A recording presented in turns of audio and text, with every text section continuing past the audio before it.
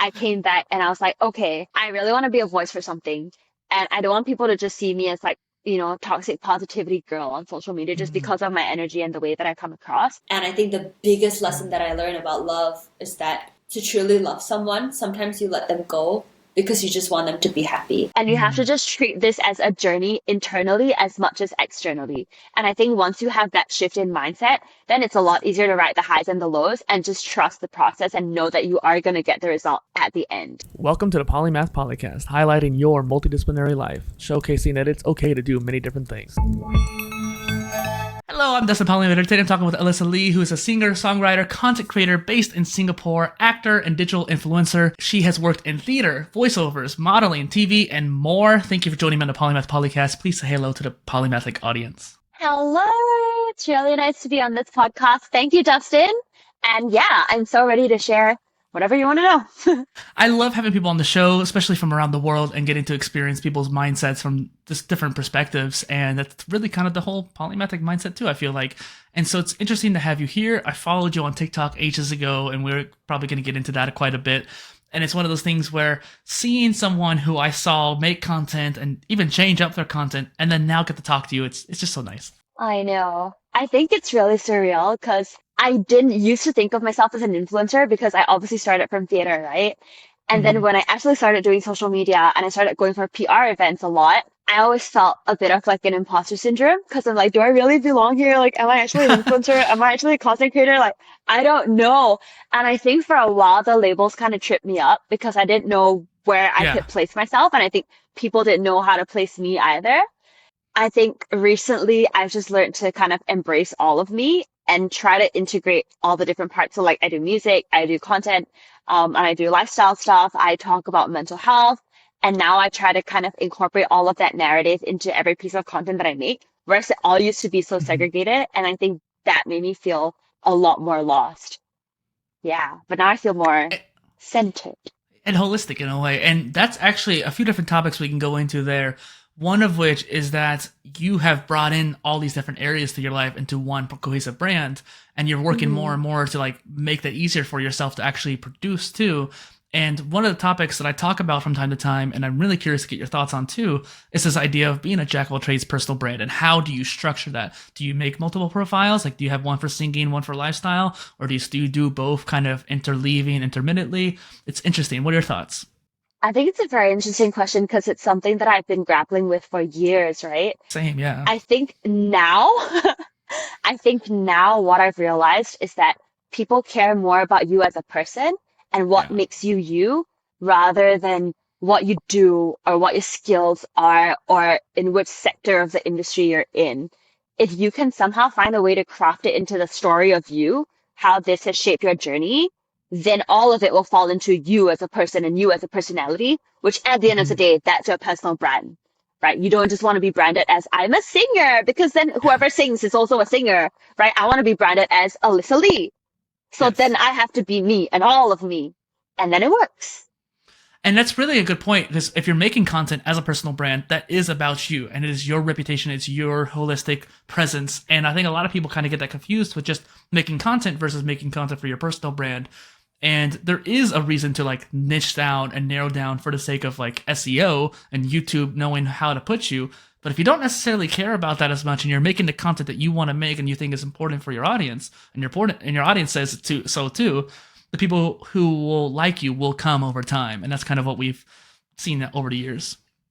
Yeah, 100%. And it's so interesting because I was researching this yesterday.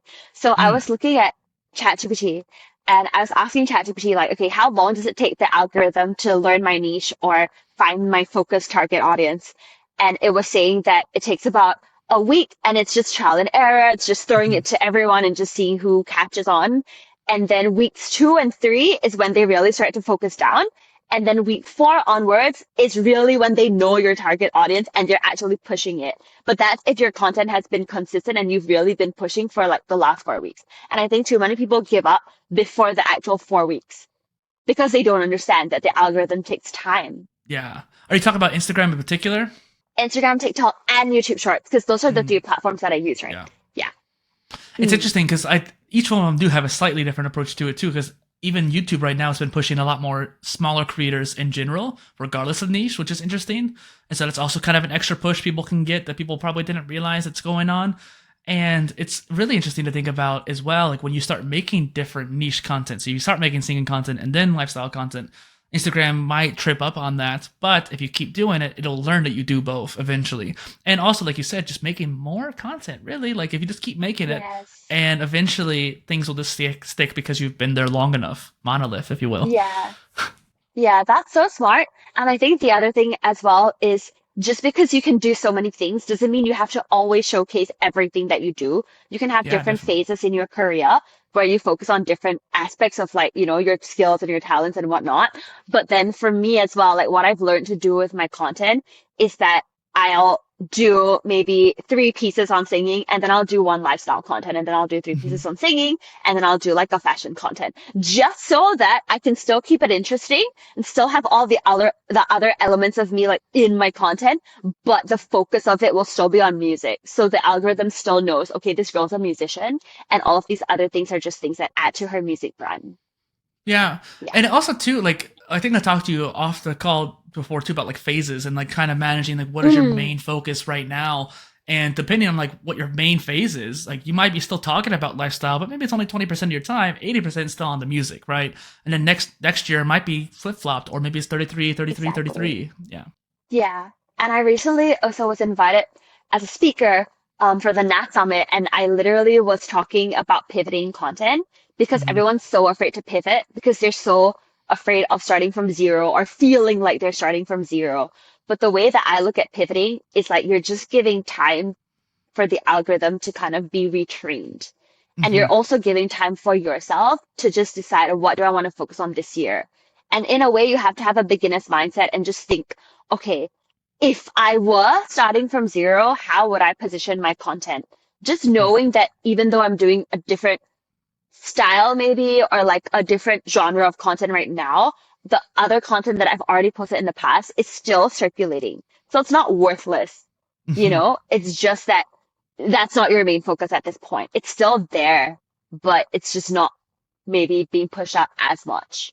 Yeah. And Instagram actually recently has been pushing out older reels. And I actually have a friend who had made a YouTube channel like for a long time, and he had like unlisted a lot of his videos or deleted some of his Mm, videos. And we've had kind of this discussion, and we kind of have opposite opinions about keeping that old content on there because each one is a doorway to your content. If someone yeah. searches for that, they can find you. If you delete it or unlist it because you think that I need to change it for this new niche, then you're losing that potential person. You're not really gaining Yeah. anything by cutting it off. Yeah.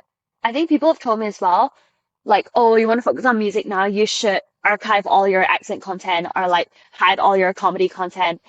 And I didn't because somehow deep down I was like, no, I think that's still getting me traction. That is still a vocal skill, like to be able to code switch and do all of those things. So why should I hide it?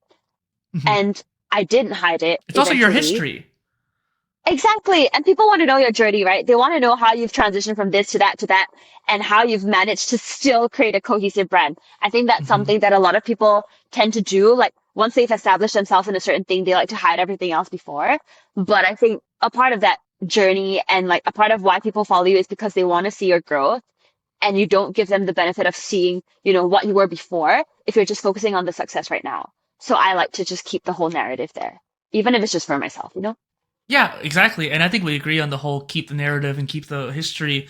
And one thing else you were talking about, Alyssa, is the idea of I like how we came to the same conclusion about the whole starting over thing because every creator at some point has to start over. One thing I talk about on the other channel is that like if you wanted to make video content, then audio content, and then written content, each one is its own skill, and you actually have to start over when you switch to another one. And the same thing goes for when you're doing shorts, live, and long.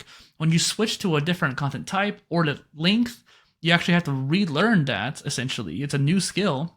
And so you're going to start from scratch again. You're going to start from the beginner's mind again.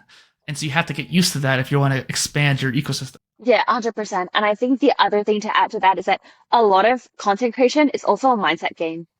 Because Mm, if you don't have the right mindset and you don't understand that all of these things that are happening they're not completely outside of your control, but they are also partially outside of your control, right? Like you know that Mhm. the algorithm is going to get retrained, but you also don't know how long it's going to take. You also don't Yeah. know whether they're going to push it to, you don't know the target audience that they're actually going to push it to, but you know that they are going to push it to a target audience. So everything is just A/B testing, and you have to look at it as experimentation.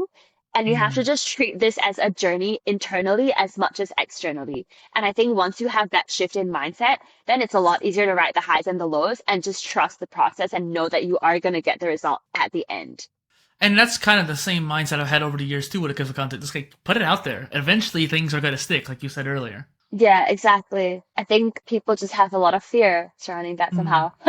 I definitely, and honestly, like you mentioned at the beginning too, there is imposter syndrome. And sometimes, even when you are an expert in a field, talking about it and marketing it and telling other people about it, you can kind of feel that imposter syndrome, even if you've done it for ages too before that.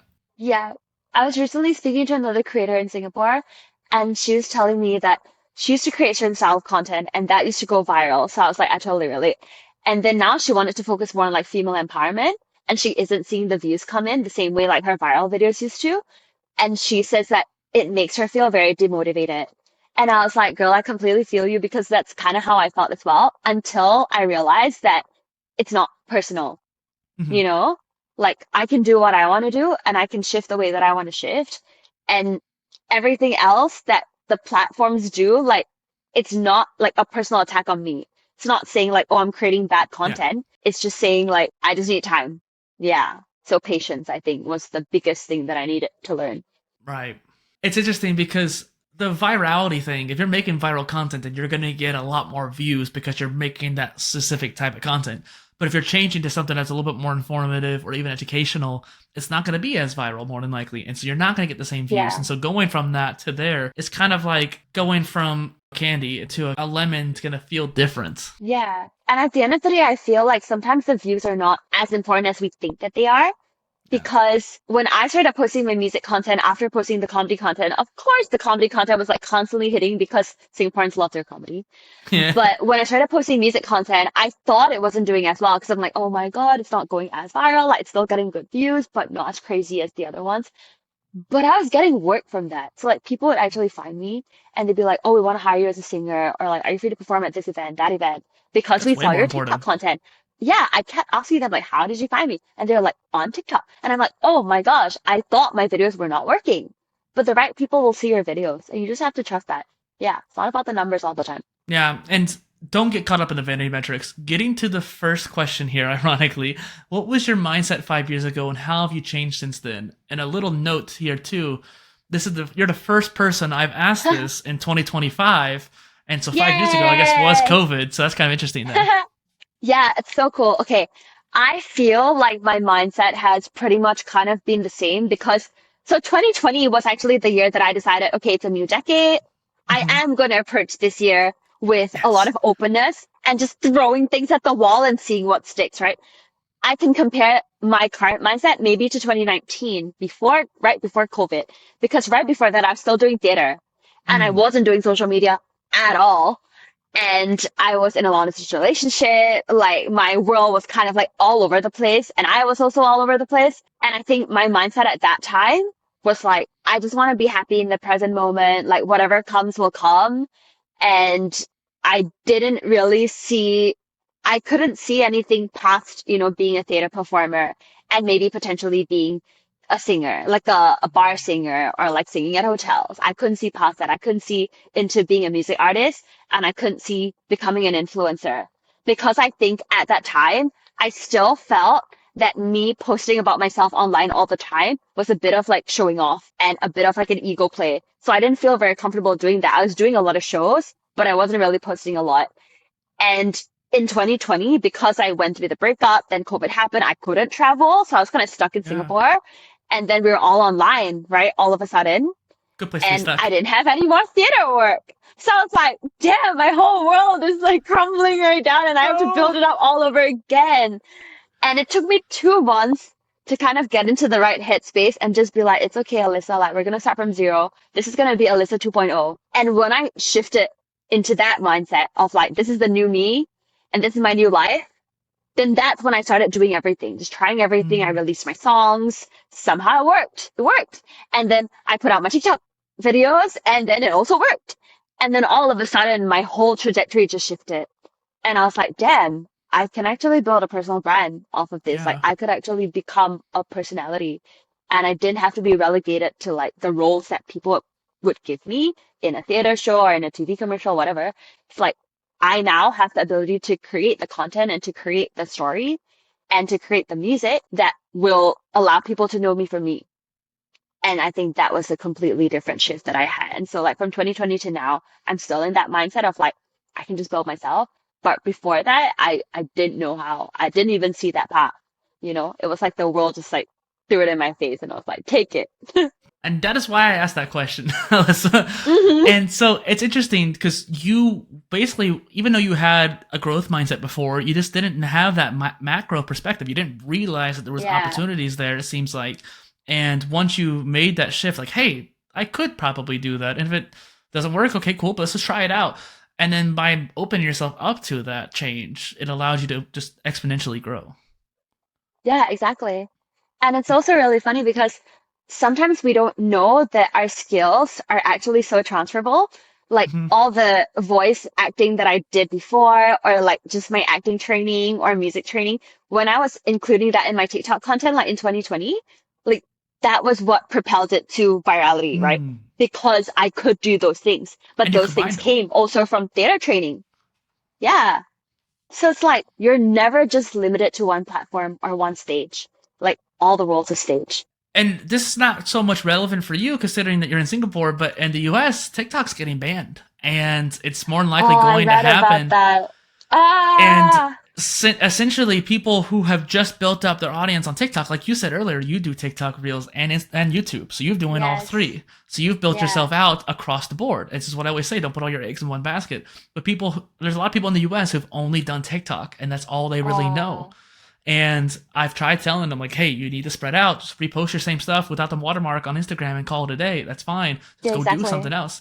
But it's interesting how people like are gonna be scrambling after this closes down. Yeah, for sure. I think because a lot of people want to just like hold on to hope of like that's not gonna happen instead of feeling like, okay, I should at least like back up my files or like have a plan B. It's like so much of this content, even for me, right? I always felt like, oh, TikTok content can't be reposted to Reels, like Mm-hmm. such a different community. Like, I've got my friends on there, industry people, like what will they think about my TikTok content? But then like nowadays, I'm like, actually, who cares? Like once you've gone past that self-consciousness or like feeling like, oh, I have to be this in this platform, that on that platform, that on that platform. Mm-hmm. Like once you start realizing that it's all just you, then Yeah. the idea of like TikTok, Instagram, YouTube, whatever, it doesn't hinder you the same way anymore. Yeah. So really, a lot of it is really a mindset shift. People see the different platforms as different TVs, when in actuality they're all different channels to the same TV, and the TV is you. Yeah, that's so interesting. Yes, but it's true. The whole topic that we're kind of talking about so far is this polymathic branding and being an influencer, and something you said earlier too, like you're a content creator but you're also an influencer. Yeah. And something I've been dealing with is the fact that like I kind of thought, I still think that influencers are kind of dead. And don't get worried there, Yeah. I'll explain in a moment. I think that kind Sure, of term sure. was dead and content creators have replaced it. And in fact, I actually Yeah. created a series back in 2017, 2018 about how to be an influencer, and eventually I was going to make it, right? There's like 12 Oh, different episodes.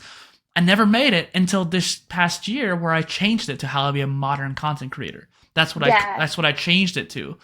But talking to you and looking at your content, like you literally are an influencer. Like you're promoting products you believe in. You're doing stuff like, hey, here's something I'm working with. Like when I look at your content, you have your information stuff, but then you also have your influencer stuff. And so you literally Yeah. are an influencer and you're successful at it and you're great at it. And it's interesting to think about how like they're still both existing. That's my point. Oh, 100%. And I mean, like now we also have like UGC creators, EGC creators, like all of these things.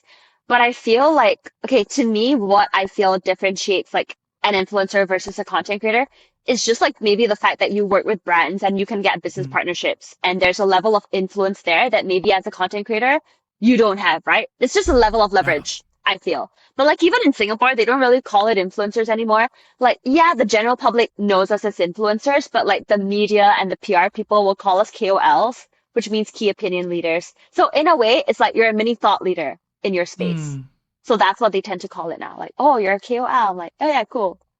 that's interesting. And it's also kind of a cultural thing too, which I think is interesting. I probably have heard that in the US at some point.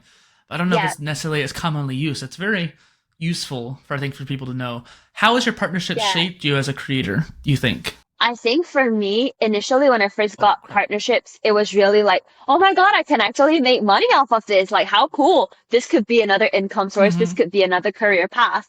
But then over time, like once you've made the money and once you've gotten enough campaigns, I think for me, I started to realize, okay, there must be something deeper than this, right? I can't just be taking on every single brand that comes to me, and I can't just be doing it because of the money. There has to Yeah. be something else that's driving me. And I obviously, as I do, went off to Bali for a while to kind of reflect and recharge. And I came back and I was like, okay, I really want to be a voice for something. And I don't want people to just see me as like, toxic positivity girl on social media just Hmm. because of my energy and the way that I come across. So I was like, okay, I have to share a little bit more about my story and maybe what I've struggled with, maybe my journey as a content creator and even before. So I started talking a lot more about mental health, a little bit about like me struggling with social anxiety, and basically how I got from a really scared, unconfident person to like the person that I am right now who can confidently speak on camera and Hmm. perform on stage. And when I did that, then a lot of my partnerships also shifted to wellness. So wellness brands started coming, mental health brands started coming, or like even normal brands who wanted a mental health slant or who wanted like a mindfulness slant, like they started coming in. And so I was like, wow, I could actually still create a meaningful brand and still make money with Hmm. partnerships without having to be a bit of a seller, you know? So Yeah. I think for me, the partnerships in the beginning was just like take everything.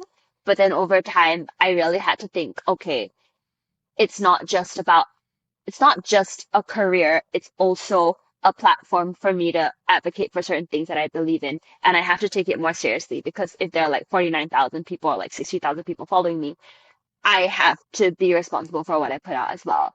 So then I just became a more thoughtful person, I think, in terms of content creation. I love that. And I think it's definitely a common thing that people realize when you're influencers, but not everyone does it. A lot of influencers just take things for the money. And I'm glad that you have Mm, realized that it's a matter, you have a lot of power over people. And that power is yeah, good because 100%. they trust you and that you take that trust and put it to heart.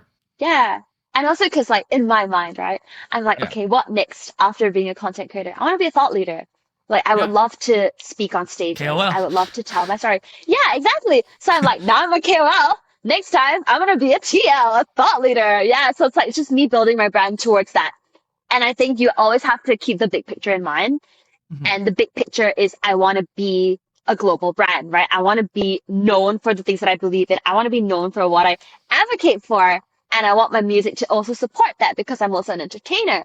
So Hmm. with that in mind, then I can craft my content knowing that all of these things that I'm doing now are just mini steps to getting me to the big goal. Maybe something we could talk about on the Creator Spotlight show is about being a global personal brand. I would love to talk to Mm, you about that, especially since we're coming from two different sides of the world. It'd be really interesting to kind of see how we both see things. And a couple of topics to go into here, and I could definitely see you going on a TED Talk, for example, on a right? speaking Oh, tour. that's Yeah. been a goal.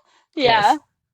I will say, so one of the angles that I was about to mention is that I didn't know how to get started with interviews, for example. Like Hmm. I loved doing content. I started making like 40 or ish podcasts by myself for years. And then 2020 happened and I kind of got pushed into it, like you were saying earlier, with some of your Yeah. endeavors. Like it kind of just happened. Like you had the opportunity, so you took it. And so I Yes. was lucky. I was able to find someone to start off the show with and started having more and more people on. And I realized it's pretty easy. Like I just go up to somebody, ask them, they say yes. If they say no, move on to the next person, kind of thing. Hmm. And I'm kind of trying to figure out what is the equivalent for that for speaking engagements, right? You and I both want to do speaking. I've been to a few conferences and you already have done speaking, so I'm curious to see what you have to say. But before I finish, Yeah. I went to the podcasting conference and I realized the way in is first off meeting a lot of people, doing some of the 100%. small groups, and then eventually Yeah. working your way up to the stage. So what's your Yeah. experience with that? I mean, it's so true. I think it's really okay. A lot of it comes down to the people that you know and the people that like you and the people that trust you. And Mm, one of my friends, so he's a global speaker. He's much older than me, but he always says that you have to be known, loved, and respected. So people need to know you first. They need to love you. They need to like you, and they need to respect you, and then they'll want to hear what you have to say. And I just think that's so true. And so in every single conversation that I have with people, I just show up as myself, right? And I talk about things deeper than just like, I'm a singer, I put out music. I talk to them about like life things, Yeah. talk to them about my philosophy, my thoughts, my insights. And I think when you do that, you already are establishing a brand or a perception in people's minds that, hey, this girl has deep thoughts. She has opinions on things. She has certain insights that maybe other people that I know don't. And then whenever they have certain opportunities, they're like, oh, I think Alyssa could be suitable for that. So in every conversation you have with anyone, whether it's a stranger or somebody that you know, I feel like you just always have to approach it from a very genuine place and know yourself, stand for something. Yeah. And I definitely think that there's a lot of obviously authenticity in that point, and I've always gotten that from you. I was also kind of curious to think about too, like, because you've done so many things already, what the next step for you is, and I'm really looking forward to when you make more longer form content, because sharing your ideas and philosophies, 100%. like talking or writing, maybe you might be a good blogger too. Yeah, you're inspiring me to do that. Good. The other angle I was going to mention earlier is that my last big job was actually creator partnerships for the company I was working with. Cool. And so I was on the other end of the spectrum, where instead of trying to be a person with some company, I was trying to find a person to partner with the company. And it gave me a unique perspective. And one thing that I found as a content creator is interesting that a lot of big creators kind of scoff at, in a way, where it's like you're talking about taking the money of it. Sometimes just providing the item or the service is good enough. And I think that a lot of creators could benefit from a little bit of an ego downward, not boost, but ego quenching kind of thing, where it's like, just accept the product or the service or tool. Like the tool we're using now to record, for example, I actually partnered with them back in the day, and that's what gave me access. And it's one of those things where a lot of creators kind of get, I don't want to say high and mighty, but they want to get paid for everything, which I respect, but I'll stop there. No, I get what you mean, because I feel like at the end of the day, all your content, if you're taking it seriously as like an influencer, or like you want to be a KOL or whatever you want to call it, you have to be strategic. And a lot of people just put out content with no strategy. They don't know why they're partnering with brands. They don't know why they're doing certain things for free, why they're doing certain things paid. And they're just like, I put in effort, like, pay me. Or some people are like, don't pay me at all. So I just feel like you have to know your reasons why and how this partnership benefits you in terms of more than just the money, but also like the value that it provides. And then you also, on the flip side, can't just say, I'm an influencer, so give me the product for free. But it's like, what can you also provide as an influencer? Is it your audience? Is it your engagement? Is it your brand association? Is it the quality of your content? Like, what is it? Because it has to be a fair exchange. If not, I feel like that's the reason why influencers get such a bad rep, because people feel like, oh, you're just in it for the free stuff and you don't really care about giving anything back. So everything is a give and take, and you always have to come from a place of service. Yeah, that's something my friend taught me. I love that. It's give and take. It's from both angles. And like I said before, I partnered with the tool we're using, but then I kind of got like dropped off and ghosted by the company, and I felt abandoned as a partner. Versus the company that I worked for, I still partnered with, I've always felt very like heard and seen, and even though I'm a smaller creator, they still respect me just the same as everyone else. Maybe don't pay me like some of the bigger creators, but I have free access to the tool. So kind of like a pseudo ad placement, I guess, at this point. It's Opus Clip, the tool I use to make all my podcast clips. As a solo creator, I could not like actually find a way or time to edit all these videos down to solo clips. I dropped them all into the tool, and it was able to do it so quickly for me and so effectively compared to other tools. And that's what made me fall in love with it. No, 100%. And also, like, time is so important. Time is also money. Time is also value. Yeah. If something can save you a lot of time, I think it's worth doing it for free. You know what I mean? Like, again, it always comes down to like your strategy and what you're using it for. I think when you don't know yourself and you don't know your content direction and you don't know why you're doing all of this content creation and partnerships, then that's when you get lost. And that's when you start thinking, okay, it's all about the money, right? Or you start thinking, I'm not that great, so I'm not going to charge for anything. Yeah, you got to know yourself and you got to know your worth. And it's also the relationships, like you're saying, like who you know. And even when it comes back to the speaking thing, it's like if people love you or people know you, it comes back to networking, not just content. And so because I might not be a big creator, I still have a decent network though. And when I talk to people at the podcasting conference, I shout from the heavens like, hey, I love this tool, I love this tool, I love that tool. And because of that, more people can find out about it that way as well. And so creators know that, and then partnerships are learning that. Yeah, 100%. Yes. Okay, I don't know if I'm right or wrong, but I think another benefit of like being a polymath is that you're really curious about a lot of different things. And because of that, it makes you a really interesting conversationalist because you're interested in so many things. And even if you don't know it, Yeah. you're very curious and you want to ask questions and you want to learn about it. And people are always happy to share about things that they're passionate about. And so I think it just helps in the grand scheme of things, like that you give off a really good impression and people like you and they wanna teach you things. Yeah. Maybe that's why you and I met. Yeah. This brings me perfectly to the next question here. Something I ask all my guests is, what is a polymath to you? What is a polymath to me? I feel like a polymath is someone who is, number one, like I said, like genuinely curious and interested in a lot of different areas and things, but then also genuinely skilled in a lot of different areas and things. Yeah, that's what it is to That's me. basically on point, yeah. Yeah, and I think it's just like a really multifaceted individual because I do feel like every one of us as human beings are really complex, but I think a lot of us either don't pursue enough of our curiosity because we think like, oh, there's no point, or like I should just focus on one thing and like ignore the rest, or we are so interested in everything, but then like it's just not in our wheelhouse, like we're just not very good at it, you know? So I think in a Yeah. way being a polymath is kind of rare because you can kind of melt both of that. Like you're interested in it and you're good at it. And that's why it gets confusing because you're like, oh my God, I could actually do all of these things. What should I then do? And then it's just about learning to just slowly embrace all of you and then integrate all the different parts of you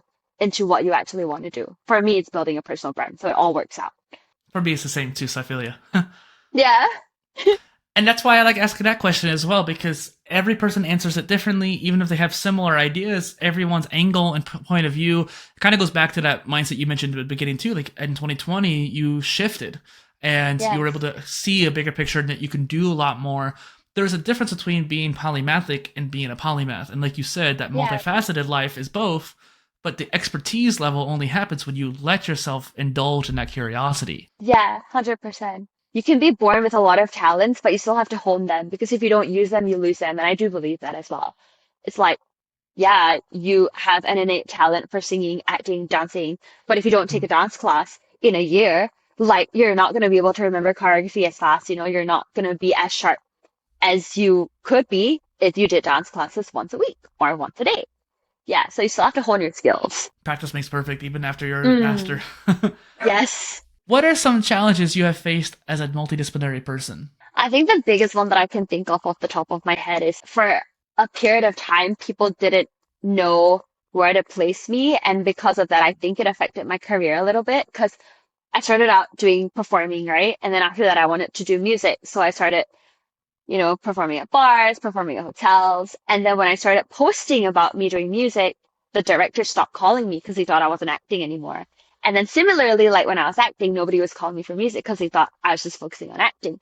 And that's when I started realizing, oh my God, is it a curse to be multi-talented? Like, what should I do? Should I drop something or like, should I tell some people that I'm everything? And there was also a period of time where I actually just used to call myself a multi-hyphenate and I would like hyphenate Yeah. a lot of things. I'm like actor, singer, voiceover artist, host, model, da, da, da, da. And then I realized, oh my God, people still don't know who I am. Like, there's no way. And again, like when you list down so many things, people tend to also feel like, are you actually that good? Because it's like, you say you can do so much. Are you sure you can actually do that much? Right? And then you kind of have to prove yourself all over again. And so I think it was a lot easier for me to just say, I am a multi-talented, multidisciplinary person. This is my main focus. I'm a singer-songwriter and I'm a content creator, like now. But then I have also done X, Y, Z, A, B, C. And I can And still do then if you want. exactly. And like I have to say like these are my professional credits. So then they're like, okay, yes, people have actually hired her for these things. Like it's not just like she does it for fun as a hobby. So I think that that was my struggle. Like, people not being able to put you in a box because everybody wants to put you in a box because it's easier for them to process like who you are, what you do, right? And it's easier for them to introduce you to somebody else if they know what you do. And I think for me, I just kind of had to learn, okay, pick like two focuses, music, influencer, and then just say, I've done everything else. I've been hired for everything else, but I don't say I am a host. I am a Mhm. voiceover artist. I just say, I've done voiceovers. I have hosted this and that before. But I am a singer and influencer. I love how you brought up the boxes because some things I think of sometimes is the idea of a polymath is like a hypercube or a tesseract. Do you know what that is? Yeah. Yeah, like the like the multi-dimensional box, and I think that's just like a better way to explain it. Like we are one box, just our box has more Yes. sides. Yeah.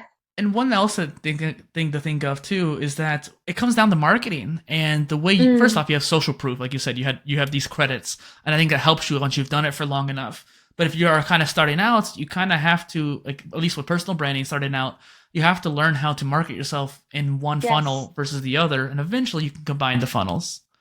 100%. That's so true. And every time I look at certain like artists slash influencers, they're always either artists first, like they're a singer-songwriter first, and then they've established themselves in that area. And then they go on TikTok and they do comedy, they do whatever else that they want to do. And then people just like, oh, cool, he's so talented. But that's because they already know you as a singer first. Mm. Yeah. And similarly, I think like even like as an influencer, it's like, if you want to be an influencer and you want to do music later, like people will always still remember you as like being an influencer first, and then they'll remember you as being a singer second. So you gotta Yeah. also know like how do you want to brand yourself? Do you want to be branded as an artist who influences or like an influencer who sings? I also really resonated with you when you said like this, and this, because I remember at one point I've always had a lot of business cards. At one point, I had a business card with almost like 30 different things on it.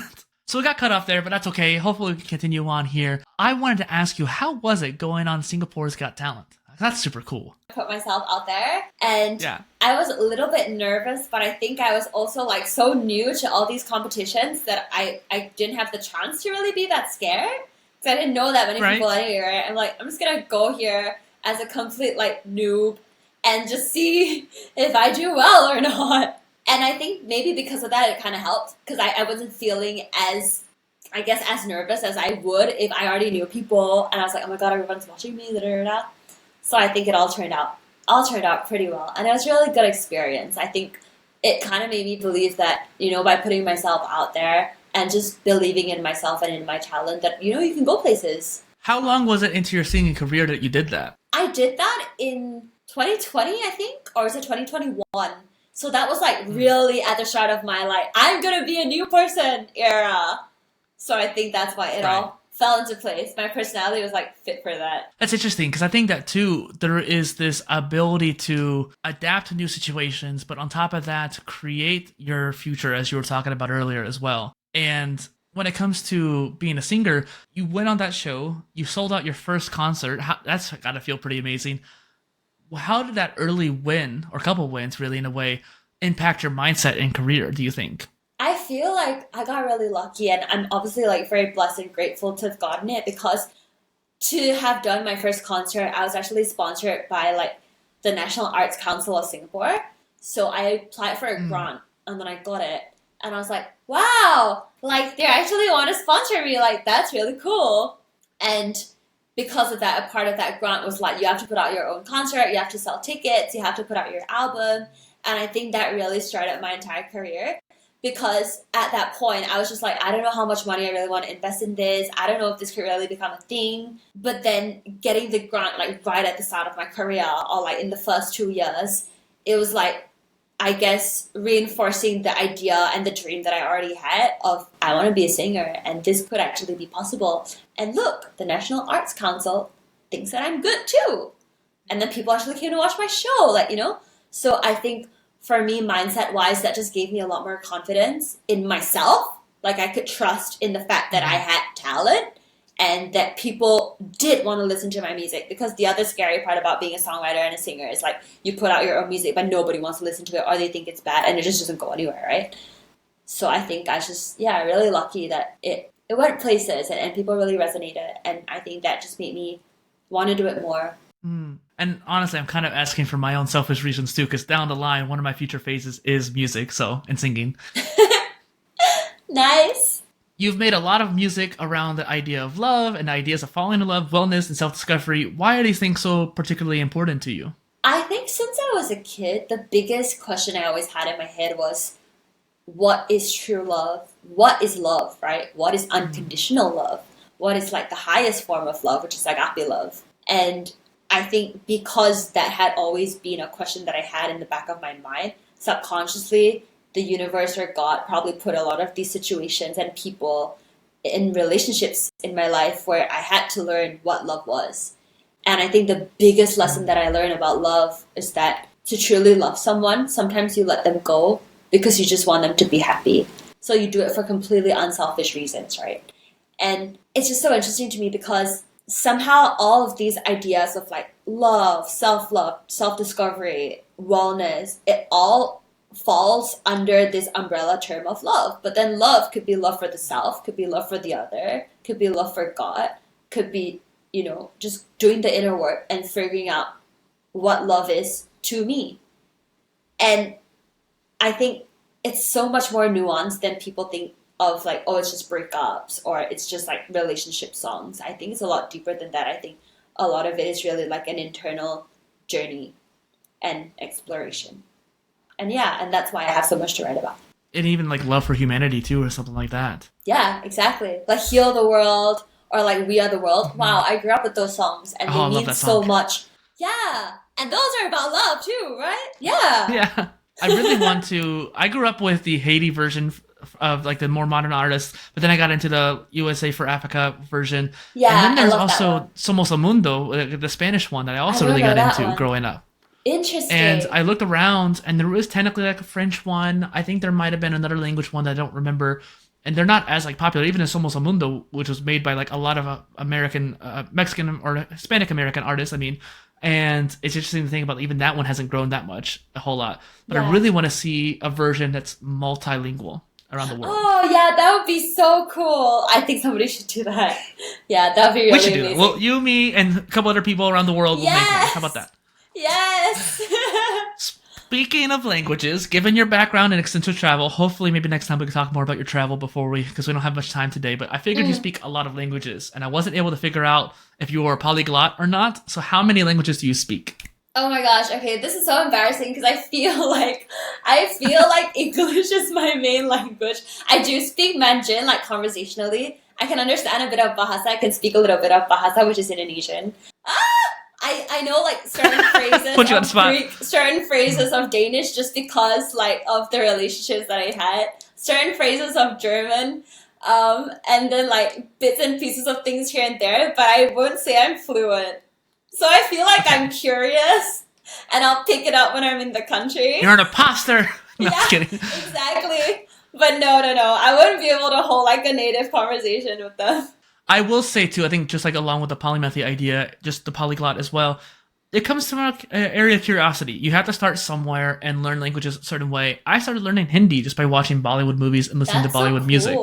And it's like, I don't speak Hindi, but I can hear a few words and recognize what they mean. I know how to say certain words now from hearing it from the music. And like, I grew up with Spanish, too. And like, it's one of those things where I don't feel like I'm fluent in Spanish, but I know that I pretty much am. So I resonate with you is what I'm saying. Like sometimes languages take time to acquire. Yeah, 100%. I also feel like for me, so I learned Chinese for 10 years in Singapore, right? And like Bahasa is just because of my family and like a bit of Hokkien as well. That's just family, right? But because they all grew up speaking to me in English, I only ever had to speak those other languages either in school or like occasionally, rarely, in fact. So it's like I understand it. I can hear the words, I can pick it up, but I just am not fluent in it just because I'm not surrounded by it all the time. But I think if you threw me in that country, like threw me in China, I'd be fluent in like a month, because I pick up really fast and I learn really fast. And also, one way to help become fluent faster is understanding the accent. And guess who's an expert on accents? Me! I actually think accents are really musical. So once you've heard certain things a few times, and you've tried it, like my teacher always said, like it's just muscle memory in your mouth because it's the way that your tongue is shaped, the way that your mouth is shaped, and like just like where your sound resonates, right? And once you get that shape, you'll already know how to do that accent, and then you just have to hear it a little bit more.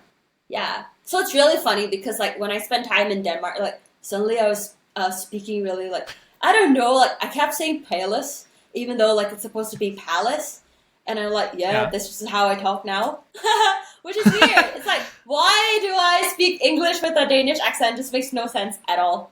I definitely love picking up on accents too, and we don't have much time, but I got a quick story for you because it's really weird how this happened. I didn't do it on purpose either.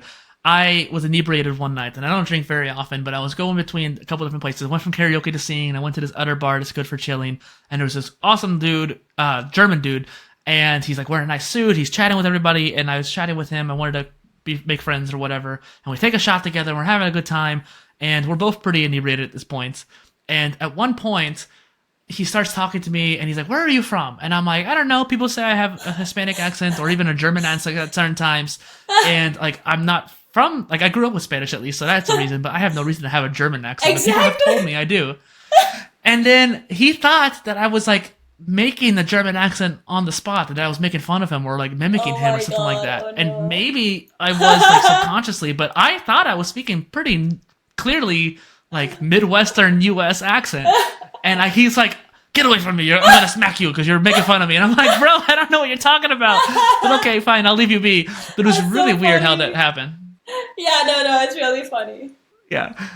What do you hope to achieve next in your next phase of life? Oh, in my next phase of life. Okay, well, I recently got a manager. So for me, it's like learning how to be a leader, learning how to work with a team, and then slowly learning how to build that team and scale it, because I eventually want to have like videographer, editor, maybe a personal assistant, just to make sure that I could just be more of the creative person behind the scenes and also the performer. Mm-hmm. So that's a huge change for me. So that's something that I want to develop.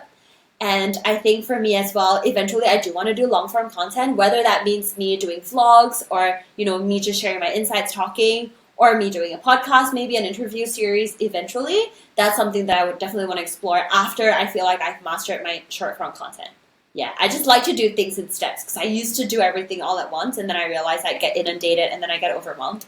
So now I'm just going to be like, okay, I master my short form first, and then I'll do my long form content. And I definitely think that too, you're past the whole 100 reps thing that a lot of beginners have to go through to become really good at it. But if you feel like you need to do 300 reps or even more, I mean, I'm not even sure how many short form videos you've made at this point. Yeah, probably like close to 1,000 or something like that. Yeah, exactly. I was looking on Repurposed. I was like, 1143? Damn, that's a lot of content.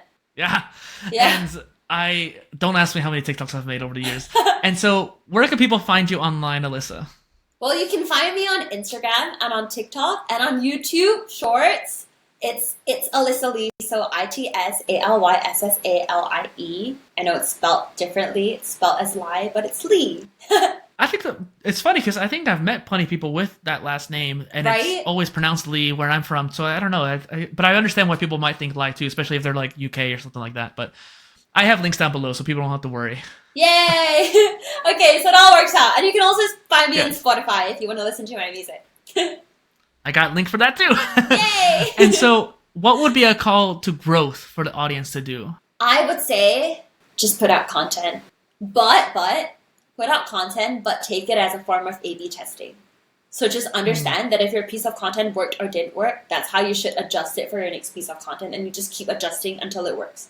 Because there's no point just putting out content like blindly, without actually thinking about the strategy behind it or how it fares with your audience and whether people actually like it or not. You still have to go back, review it, reflect, and then change and adjust accordingly. And that's how you're probably going to find the content that works. I like that.